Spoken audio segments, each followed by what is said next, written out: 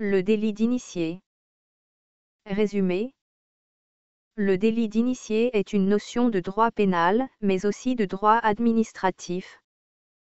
Dans le droit boursier, il est défini comme l'infraction, qualification pénale, que commet l'initié qui effectue des opérations sur valeurs mobilières ou sur marchandises à l'égard desquelles il possède des informations privilégiées et dont il tire profit avant que ces informations soient connues du public.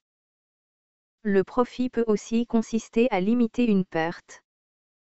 Ce type d'infraction peut englober l'achat ou la vente d'actions avant la divulgation du bulletin d'une société ou l'achat ou la vente d'actions fondées sur des renseignements qui ne seraient jamais divulgués aux actionnaires. Le délit d'initié est un procédé déloyal qui fausse la confiance dans l'égalité des investisseurs sur le marché. En effet, l'initié agit ou permet à d'autres d'agir en l'absence totale d'aléas et ainsi de réaliser des opérations fructueuses.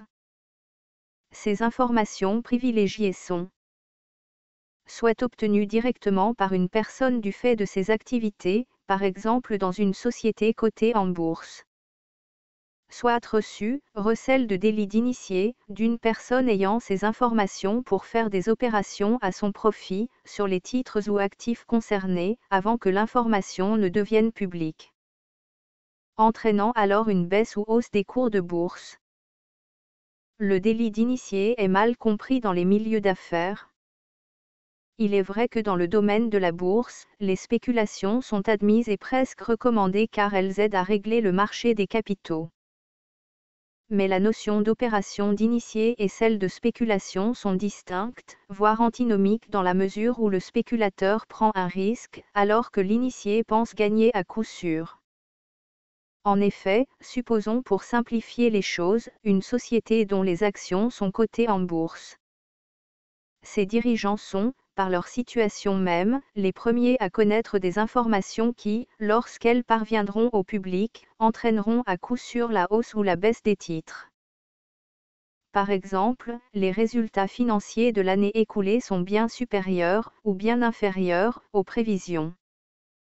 Mieux, ou pire, les dirigeants prendront des décisions qui entraîneront la hausse ou la baisse du titre, ils décident par exemple d'augmenter ou de réduire le dividende. On comprend qu'il soit tentant pour les dirigeants de profiter de cette information privilégiée en achetant des titres de la société, quitte à les revendre quand l'information sera devenue publique. Ou inversement en vendant, quitte à en racheter par la suite. C'est pourtant de leur part une opération indélicate. Alors que les actionnaires les ont élus pour diriger la société dans l'intérêt de tous. Ils profitent de leur fonction pour acheter ou vendre aux actionnaires des titres à un cours qu'ils savent injuste. Dans un sens large, c'est un abus de confiance. Mais en vérité, l'information privilégiée n'est pas détenue uniquement par les dirigeants sociaux. Ces derniers partagent de plus en plus l'information avec des collaborateurs. À la limite, certains dirigeants sont moins informés que divers spécialistes. D'où la flexibilité de la notion d'initié que l'on trouve dans notre législation instituant le nouveau délit qui consiste dans l'usage abusif que fait toute personne informée,